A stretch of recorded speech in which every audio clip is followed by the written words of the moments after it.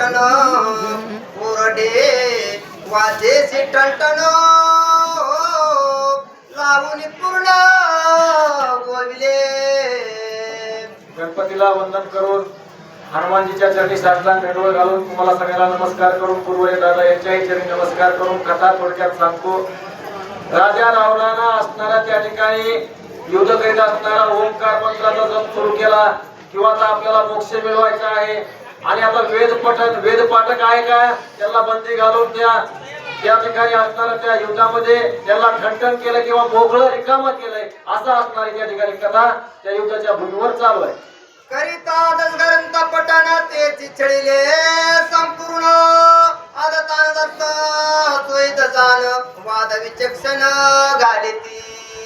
ज्यांचे काय मोठे मोठे ग्रंथकार होते का नाही त्यांचे ग्रंथ राजा रावणानं पठण केले वाचले आणि त्यांनाच त्रास दिला अशा प्रकारची राजा रावणाची ख्याती आहे असं असणारे कथाकार किंवा ग्रंथकार त्या ठिकाणी सांगू लागले. आईसे ठगवून या तयासी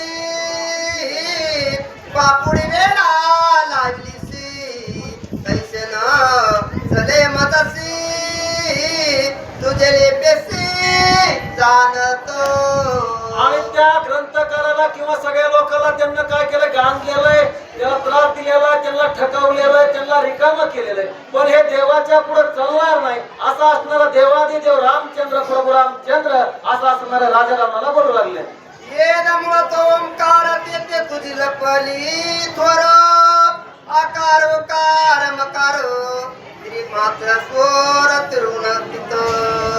अरे राजा रावणा तुझ्या जवळ काहीच नाही ओंकाराशिवाय याच्यात तर तुझं मूळ आहे याच्यामुळे तुला सगळं प्राप्त झालं. कशामुळं ओंकार या शब्दामुळे तुला सगळं प्राप्त झालेलं आहे. तुझ्या जवळ याच्याशिवाय काही नाही. तो सगळ्यांना खजवतोस तू सगळ्याला त्रास देतोस त्याच्यामुळे तू काय विद्या प्राप्त केली असेल ती सगळ्याला त्रास देऊन प्राप्त केली तुला काहीच येत नाही असं असताना त्या ठिकाणी ग्रंथकार सांगू लागले. आयसे